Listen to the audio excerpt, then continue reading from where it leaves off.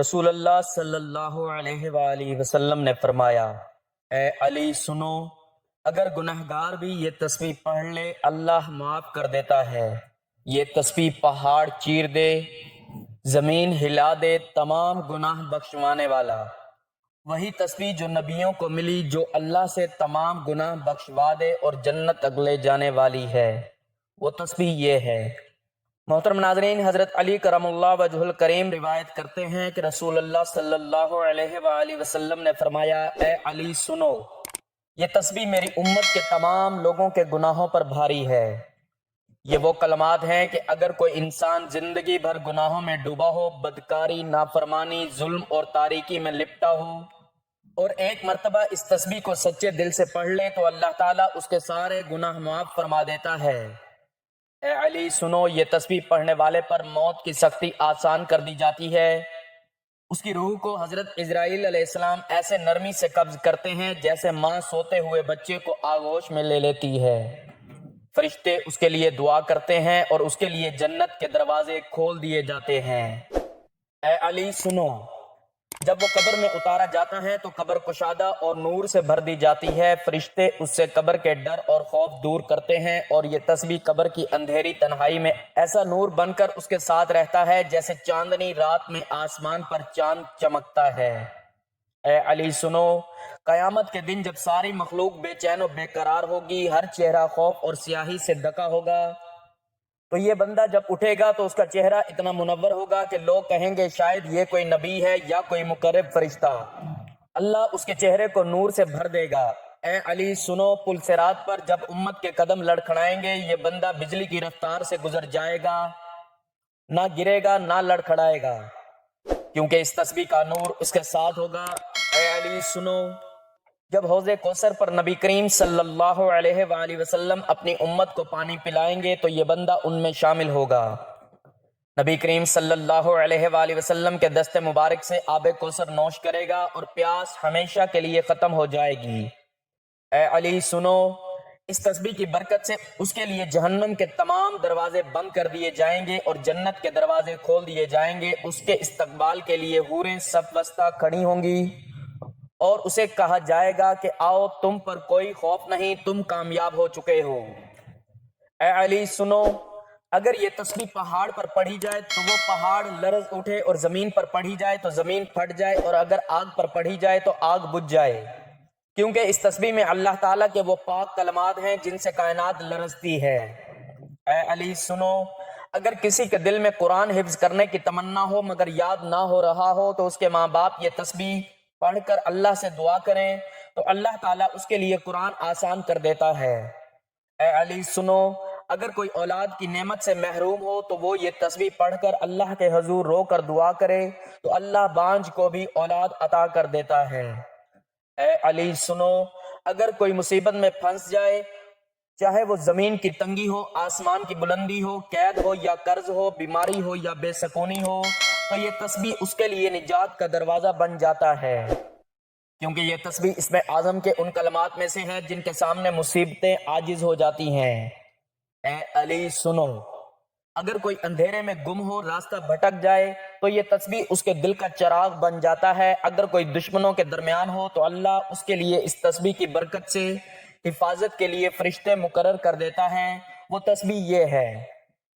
محترم ناظرین، حضرت امام حسین رضی اللہ تعالیٰ عنہ مدینہ منورہ میں سجدے میں اللہ کے حضور دعا مانگ رہے تھے، کیونکہ دین محمدی صلی اللہ علیہ وآلہ وسلم پر رات کی گہری سیاہی چھانے والی تھی، اس لیے کہ یزید بن معاویہ نے خلافت کا اعلان کیا اور اس اعلان میں جبر، ظلم اور ناحق طاقت تھی۔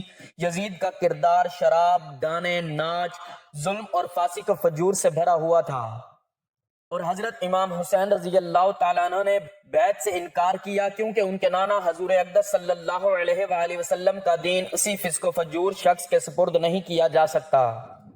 مدینہ کے بعد حضرت امام حسین رضی اللہ تعالیٰ عنہ مکہ مکرمہ تشریف لے گئے، جہاں انہیں کوفہ سے ہزاروں خطوط موصول ہوئے تھے جس میں لکھا تھا کہ آپ ہمارے خلیفہ ہیں، ہم آپ کے وفادار ہیں، آپ تشریف لائیں، ہم آپ کی بیعت کریں گے۔ حضرت امام حسین رضی اللہ تعالیٰ عنہ نے اپنے چچا زاد حضرت مسلم بن عقیل رضی اللہ تعالیٰ عنہ کو کوفہ روانہ فرمایا کہ حالات کا جائزہ لیں۔ حضرت مسلم بن عقیل رضی اللہ تعالیٰ عنہ کوفہ پہنچے اور لوگوں نے بیعت بھی کی، مگر جب یزید کو اطلاع ملی تو اس نے عبید اللہ بن زیاد کو کوفہ کا گورنر مقرر کر دیا۔ اس نے دھمکی قتل، خوف اور دھوکے کے ذریعے لوگوں کو امام حسین رضی اللہ تعالیٰ عنہ کا ساتھ چھوڑنے پر مجبور کیا، یہاں تک کہ حضرت مسلم بن عقیل رضی اللہ تعالیٰ عنہ کو بھی شہید کر دیا گیا۔ حضرت امام حسین رضی اللہ تعالیٰ عنہ کو راستے میں اس شہادت کی خبر ملی، مگر آپ واپس نہ پلٹے کیونکہ آپ کا عزم شہادت پر تھا۔ آپ نے فرمایا کہ میں کسی ذاتی مقصد کے لیے نہیں بلکہ امت کی اصلاح، حق کے قیام اور ظلم کے خاتمے کے لیے جا رہا ہوں۔ حضرت امام حسین رضی اللہ تعالیٰ عنہ کے ہمراہ ان کے اہل بیت، بیٹے، بیٹیاں، بہن حضرت زینب رضی اللہ تعالیٰ عنہ، بھتیجے، بھائی حضرت عباس رضی اللہ تعالیٰ عنہ اور دیگر وفادار صحابہ کرام رضی اللہ تعالیٰ عنہم شامل تھے۔ حضرت امام حسین رضی اللہ تعالیٰ عنہ کا قافلہ جب کربلا کے میدان میں اترا تو 10 محرم کا دن قریب تھا۔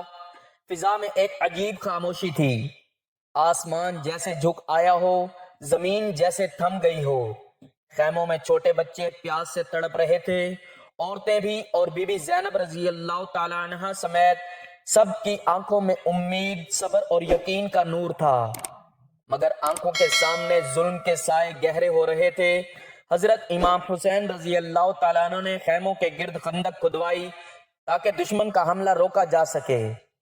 اس دوران یزید کی طرف سے بار بار پیغام آتا رہا کہ یزید کی بیعت کرو، جان بخشی ہو جائے گی، مگر حضرت امام حسین رضی اللہ تعالیٰ عنہ فرماتے رہے کہ میرے جیسا یزید جیسے کی بیعت نہیں کر سکتا، کیونکہ باطل کے آگے جھکنا میرے نانا حضور صلی اللہ علیہ وآلہ وسلم کی سنت نہیں۔ دشمن نے پانی بند کر رکھا تھا۔ حضرت علی اصغر رضی اللہ تعالیٰ عنہ بار بار پیاس سے بلک رہے تھے، ماں کے سینے سے لگتے مگر دودھ بھی سوکھ چکا تھا۔ حضرت امام حسین رضی اللہ تعالیٰ عنہ نے ہاتھوں پر اٹھا کر فرمایا، اے لوگو، اگر مجھ پر رحم نہیں آتا تو اس معصوم بچے پر رحم کرو، مگر جواب میں حرملہ جیسے بے رحم نے ایسا تیر مارا جو حضرت علی اصغر رضی اللہ تعالیٰ عنہ کے گلے کو چیر گیا اور وہ گود میں ہی دم توڑ گئے۔ حضرت امام حسین رضی اللہ تعالیٰ عنہ نے کانپتے ہاتھوں سے معصوم لاش کو خیمے کے پیچھے دفن کیا اور آسمان کی طرف منہ کر کے فرمایا، اے میرے رب، گواہ رہنا، میں نے تیرے دین کی بقا کے لیے اپنا چھوٹا بیٹا بھی قربان کر دیا۔ اب نوبت یہاں تک آ گئی کہ حضرت علی اکبر رضی اللہ تعالیٰ عنہ کی، جو اپنے نانا حضور صلی اللہ علیہ وآلہ وسلم کی صورت میں ایک جھلک تھی، انہوں نے اجازت طلب کی، ماں کے گلے لگے، بہنوں کو تسلی دی اور باپ سے اجازت لی۔ حضرت امام حسین رضی اللہ تعالیٰ عنہ نے آنکھوں میں آنسو لیے فرمایا، جا بیٹا، مگر جا کر اپنے نانا کو سلام کہنا اور کہنا کہ حسین کا علی اکبر بھی قربان ہو گیا ہے۔ حضرت علی اکبر رضی اللہ تعالیٰ عنہ دشمن کی صفوں کو چیرتے ہوئے آگے بڑھے، شجاعت کا وہ منظر پیش کیا جو رہتی دنیا تک مثال بن گیا، مگر آخرکار ان پر چاروں طرف سے حملہ ہوا اور آپ شہید کر دیے گئے۔ حضرت امام حسین رضی اللہ تعالیٰ عنہ دوڑ کر وہاں پہنچے، لاش کو اٹھایا، سینے سے لگایا اور فرمایا، اے علی اکبر، تیرا چہرہ نبی پاک صلی اللہ علیہ وآلہ وسلم کے چہرے جیسا تھا، تیرے جانے سے میرا دل چھلنی ہو گیا ہے، اے میرے بیٹے، مجھے بھی جلد اپنے پاس بلا لینا۔ حضرت عباس علمدار رضی اللہ تعالیٰ عنہ، جنہیں لشکر حسینی کا علم بردار کہا جاتا ہے، وہ پانی لینے گئے اور بڑی شجاعت سے فرات تک پہنچ گئے، مشکیزہ بھرا اور خیموں کی طرف بڑھے، مگر ظالموں نے دونوں بازو کاٹ دیے، ایک نیزہ آنکھ میں لگا اور وہ گھوڑے سے گر پڑے۔ حضرت امام حسین رضی اللہ تعالیٰ عنہ دوڑ کر بھائی کے قریب پہنچے، دیکھا تو بازو کٹے ہوئے تھے، جسم لہو لہان، آنکھ سے خون بہ رہا ہے۔ فرمایا، اے میرے وفادار بھائی حضرت عباس رضی اللہ تعالیٰ عنہ، تیرے بغیر میرا دل ٹوٹ گیا، تو میرا سہارا تھا، تیرے بعد اب کمر ٹوٹ گئی ہے، اب حسینی خیمہ ویران ہو چکا ہے، اب کربلا کے میدان میں صرف حضرت امام حسین رضی اللہ تعالیٰ عنہ رہ گئے تھے۔ خیموں کی طرف جاتے تو معصوم سادات کی نظریں ان کے چہرے پر ٹکی ہوتی، بیویوں کی سسکیاں فضا میں گونجتی، حضرت زینب رضی اللہ تعالیٰ عنہا کبھی اپنے بھتیجوں کے لباس سنبھالتی، کبھی اپنے بھائی کے زخموں پر مرہم رکھتی، مگر ہر قدم پر صبر کا پہاڑ بنی کھڑی ہوئی تھیں۔ حضرت امام حسین رضی اللہ تعالیٰ عنہ خیمے میں داخل ہوئے تو ایک ایک بچے کو پیار کیا، پاک بیویوں کو تسلی دی اور فرمایا صبر کرنا، یہ دین کی بقا کا سفر ہے، اللہ تعالیٰ تمہارے صبر کو امت کے لیے چراغ بنا دے گا۔ حضرت زین العابدین رضی اللہ تعالیٰ عنہ کو دیکھا جو بیمار تھے، ان کے سر پر ہاتھ رکھا اور بی بی زینب رضی اللہ تعالیٰ عنہ کو ان کی حفاظت سونپی۔ پھر نبی کریم صلی اللہ علیہ وآلہ وسلم کے پیغام کو یاد کرتے ہوئے میدان کی طرف نکلے کہ اے حسین تو شہید کیا جائے گا، تیرا خون امت کی بیداری بنے گا۔ حضرت امام حسین رضی اللہ تعالیٰ عنہ نے اپنا آخری خطبہ دیا، فرمایا کہ لوگو، اگر تم میرے نانا کو مانتے ہو، اگر تم قرآن مجید کو مانتے ہو، اگر تم اللہ سے ڈرتے ہو تو بتاؤ میں کس جرم میں قتل کیا جا رہا ہوں۔ مگر لشکر یزید پر دنیا کی ہوس غالب آ چکی تھی، تلواریں اٹھ چکی تھیں، نیزے تان لیے گئے تھے۔ حضرت امام حسین رضی اللہ تعالیٰ عنہ نے تن تنہا ان پر حملہ کیا اور نامور سپاہی جہنم واصل کیے۔ دشمن حیران تھا کہ تنہا یہ مرد حق کس قوت سے لڑ رہا ہے، مگر آخر وہ لمحہ آ گیا جب چاروں طرف سے حملہ کیا گیا۔ ایک ظالم نے پشت پر وار کیا، دوسرا نیزہ سینے میں اتارا گیا، تیسرا آپ گھوڑے سے زمین پر آ گئے۔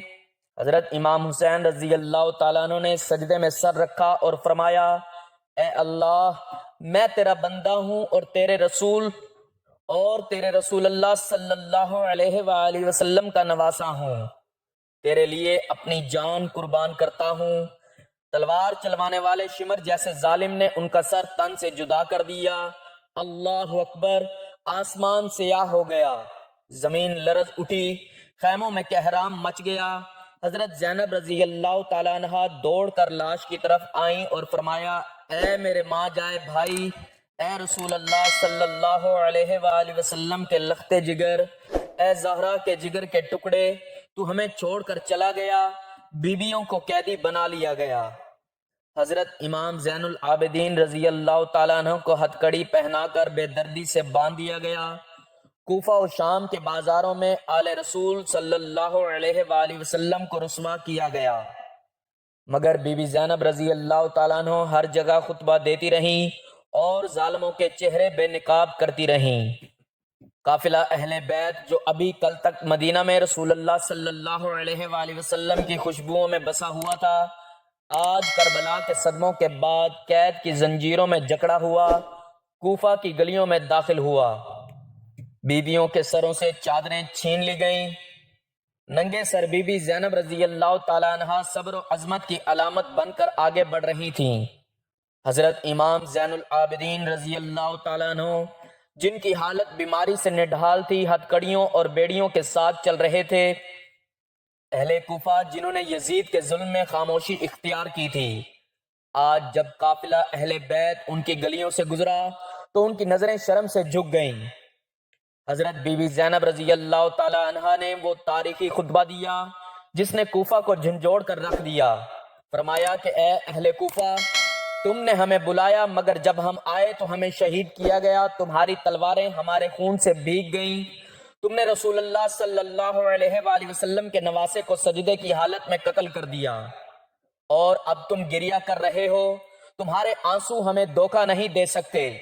یہ وہی زینب تھی جس نے مدینہ کی گود میں آنکھ کھولی تھی، جو فاطمہ الزہرا رضی اللہ تعالی عنہ کی تربیت یافتہ تھیں، جو حضرت علی المرتضی رضی اللہ تعالیٰ عنہ کی بیٹی تھیں، اور جس کا ہر قدم قرآن و سنت پر تھا۔ کوفہ سے قافلہ آگے بڑھا اور شام کی طرف روانہ گیا، یزید کے دربار میں پہنچایا گیا۔ وہاں بھی بی بی زینب رضی اللہ تعالی عنہ نے وہ ایمان افروز خطبہ دیا جو قیامت تک ظالموں کو آئینہ دکھاتا رہے گا۔ فرمایا کہ اے یزید، تو سمجھتا ہے کہ تو جیت گیا، تو نے ہمیں قتل کیا، ہمیں قید کیا، مگر یاد رکھ ہم نے اپنے خون سے اسلام کو زندہ کر دیا۔ تو ہماری لاشوں پر خوش ہو، مگر ہم نے اپنے نانا صلی اللہ علیہ وآلہ وسلم کی امت کو بیدار کر دیا۔ ہمارے قتل سے تو سمجھتا ہے دین مٹ گیا؟ نہیں، دین اب قیامت تک سر بلند رہے گا۔ دربار میں جب حضرت امام حسین رضی اللہ تعالیٰ عنہ کا مبارک سر لایا گیا تو حضرت زینب رضی اللہ تعالیٰ عنہ نے اسے دیکھا اور فرمایا، اے میرے بھائی، تو سجدے میں تھا، تیرا سر کیسے نیزے پر ہے؟ اے نانا حضور صلی اللہ علیہ وآلہ وسلم، دیکھ لیجئے آپ کے نواسے کے ساتھ کیا ہوا۔ اے اماں فاطمہ رضی اللہ تعالیٰ عنہ، دیکھ لیجئے آپ کے جگر کے ٹکڑے کے ساتھ کیسا سلوک کیا گیا۔ جب یزید کے دربار میں حضرت امام حسین رضی اللہ تعالیٰ عنہ کا سر انور لایا گیا تو دربار کی فضا ساکت ہو گئی۔ حضرت امام زین العابدین رضی اللہ تعالیٰ عنہ زنجیروں میں جکڑے ہوئے کھڑے تھے اور ان کی نگاہیں مسلسل اس مبارک سر کی طرف تھیں جو کبھی رسول اللہ صلی اللہ علیہ وآلہ وسلم کی گود میں کھیلتا تھا۔ حضرت بی بی زینب رضی اللہ تعالیٰ عنہ نے سناٹا چیرتے ہوئے فرمایا، اے یزید، کیا تو سمجھتا ہے کہ تو نے ہمیں قید کر کے رسوا کیا؟ نہیں، خدا کی قسم، ہمیں قید کر کے تو نے اپنی ذلت کو لکھوا دیا ہے۔ ہم اہل بیت ہیں، ہم وہ ہیں جن پر قرآن نازل ہوا، جن کے دروازے پر آ کر جبرائیل امین علیہ السلام سلام کرتے تھے۔ آج اگر ہم زنجیروں میں ہیں تو کل قیامت کے دن یہی زنجیریں تیرے گلے کا طوق بن جائیں گی۔ یزید شرمندہ تھا مگر اس کا غرور اسے سیدھی راہ پر لانے سے روکے ہوئے تھا۔ کچھ روایتوں میں آتا ہے کہ جب بی بی زینب رضی اللہ تعالی عنہا نے وہ تاریخی خطبہ ختم کیا تو دربار میں لرزہ طاری ہو گیا، کئی لوگ رونے لگے اور کچھ یزید کے خلاف بولنے لگے۔ تب یزید نے اہل بیت کو آزاد کرنے کا حکم دیا اور کہا کہ واپس جانا چاہیں تو جا سکتے ہیں، مگر بی بی زینب رضی اللہ تعالی عنہا نے فرمایا، ہم واپس ضرور جائیں گے مگر پہلے کربلا جائیں گے، اپنے شہیدوں کی قبروں پر سلام کریں گے، اپنے بھائی کو الوداع کہیں گے۔ پھر قافلہ شام سے کربلا پہنچا۔ حضرت زینب رضی اللہ تعالی عنہ نے بھائی کے لاشے کو آواز دی، اے حسین رضی اللہ تعالیٰ عنہ، میں وعدے کے مطابق لوٹ آئی ہوں، تیرے لال لاشے کے ساتھ ہم نے امانت نہیں، بھائی تیرے خون کے ایک ایک قطرے کی گواہی دی۔ اے ماں فاطمہ رضی اللہ تعالیٰ عنہ، دیکھ لے تیرے بچوں کی قربانیاں رائے گاہ نہیں گئیں۔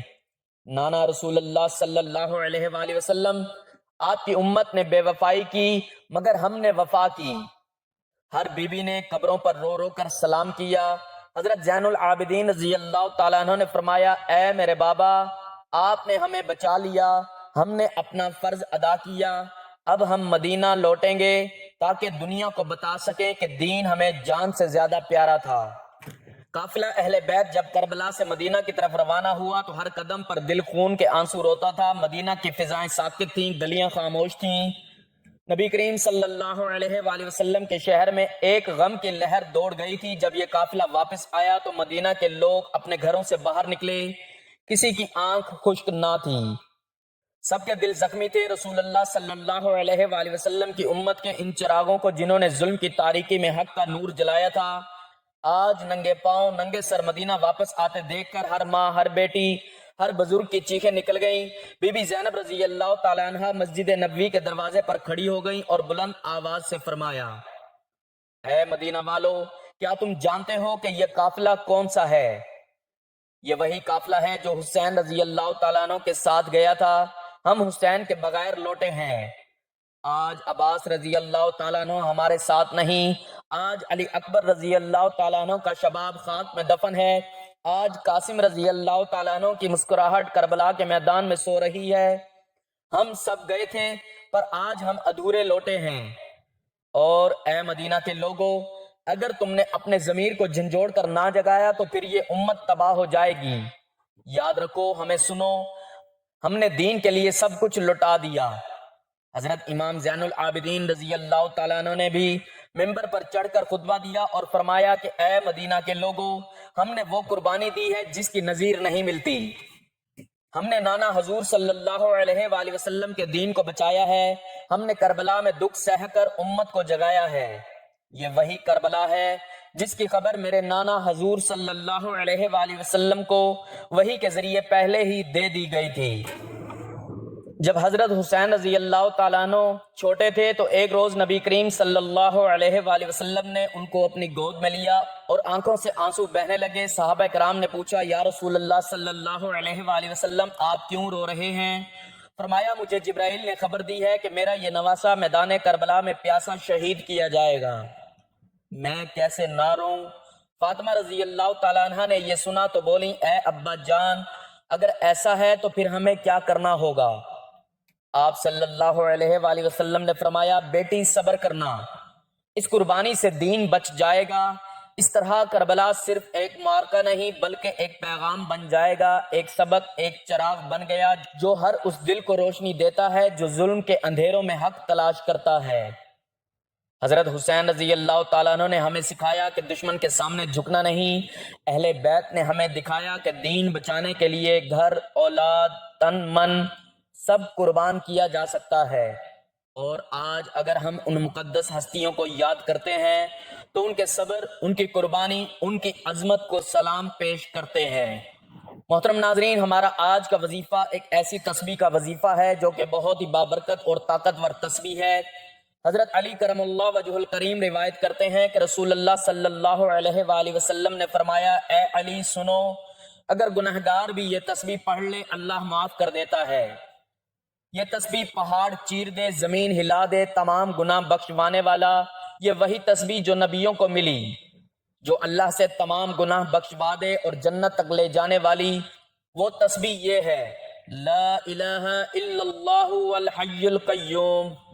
محترم ناظرین، آپ نے سب سے پہلے حضور پاک صلی اللہ علیہ وآلہ وسلم کی ذات اقدس پر درود پاک کا نذرانہ پیش کرنا ہے۔ درود پاک آپ کوئی سا بھی پڑھ سکتے ہیں، ایک بار ثواب کی نیت سے میرے ساتھ بھی پڑھ لیں۔ اللہم صلی علی محمد وعلی آل محمد کما صلیت علی ابراہیم وعلی آل ابراہیم انک حمید مجید۔ اللہم بارک علی محمد وعلی آل محمد کما بارکت علی ابراہیم وعلی آل ابراہیم انک حمید مجید۔ درود پاک پڑھنے کے بعد آپ نے ایک تسبیح لا الہ الا اللہ هو الحی القیوم کی پڑھنی ہے۔ یہ تسبیح آپ ہاتھوں کی انگلیوں پر بھی گن کر پڑھ سکتے ہیں، اور اگر آپ کے پاس تسبیح موجود ہے تو اس پر بھی آپ پڑھ سکتے ہیں۔ یہ تسبیح آپ دن میں کسی بھی وقت پڑھ سکتے ہیں، جب آپ کو جہاں جیسے وقت ملے آپ پڑھ لینا۔ وقت کی کوئی قید نہیں، اور نہ ہی دن کی اور نہ ہی جگہ کی کوئی پابندی ہے۔ یہ وہ تسبیح ہے جس کے بارے میں حضور پاک صلی اللہ علیہ وآلہ وسلم کا فرمان ہے کہ اگر کوئی گنہگار بھی یہ تسبیح پڑھ لے تو اللہ تعالیٰ اس کے گناہ معاف فرما دیتے ہیں۔ یہ وہ تسبیح ہے جو پہاڑ کو بھی چیر دے، زمین ہلا دے، تمام گناہ بخشوانے والی ہے۔ یہ تسبیح پڑھنے والا جنت میں جائے گا، اور یہ وہ تسبیح ہے جو نبیوں کو ملی۔ اس تسبیح کی بہت زیادہ فضیلت ہے، اس لیے آپ نے ایک تسبیح یہ پڑھنی ہے، اور اس کے بعد آپ نے ایک تسبیح تیسرا کلمہ سبحان اللہ والحمد للہ ولا الہ الا اللہ واللہ اکبر ولا حول ولا قوت الا باللہ العلی العظیم کی پڑھنی ہے۔ اور آخر میں پھر آپ نے درود پاک پڑھنا ہے۔ درود پاک پڑھنے کے بعد آپ نے ہاتھ اٹھا کر اللہ تعالیٰ کی بارگاہ میں اپنے گناہوں کے لیے بخشش مانگنی ہے۔ اس تسبیح کی برکت سے آپ کے تمام گناہ معاف ہو جائیں گے انشاءاللہ۔ آخر میں میری اللہ تعالیٰ سے دعا ہے کہ اللہ تعالیٰ میرا سنانا اور آپ کا سننا اپنے پاک بارگاہ الہی میں قبول و منظور فرمائے، جو مانگا مقدر فرمائے، جو نہیں مانگ سکے بن مانگے عطا فرمائے۔ اللہ تعالیٰ نیکی کی بات کو سننے سمجھنے اور اس پر عمل کرنے کی طاقت اور توفیق مرحمت فرمائے۔ یا اللہ ہمیں صبر حسین عطا فرما، ہمیں وفائے عباس عطا فرما، ہمیں غیرت علی اکبر عطا فرما، ہماری بیٹیوں میں پاکیزگی زینب رضی اللہ تعالی عنہا جیسی عطا فرما، ہمارے دلوں میں دین کی محبت پیدا فرما، ہمیں دین پر مر مٹنے کی توفیق عطا فرما، اور ہمیں قیامت کے دن ان پاک ہستیوں کی زیارت نصیب فرما، آمین یا رب العالمین۔ ناظرین، گزارش ہے کہ اللہ تعالیٰ کے 99 ناموں میں سے کوئی ایک نام لکھ کر کمنٹس میں ضرور شیئر کریں۔ اللہ تعالیٰ ہم سب کا حامی و ناصر ہو، آمین، جزاک اللہ۔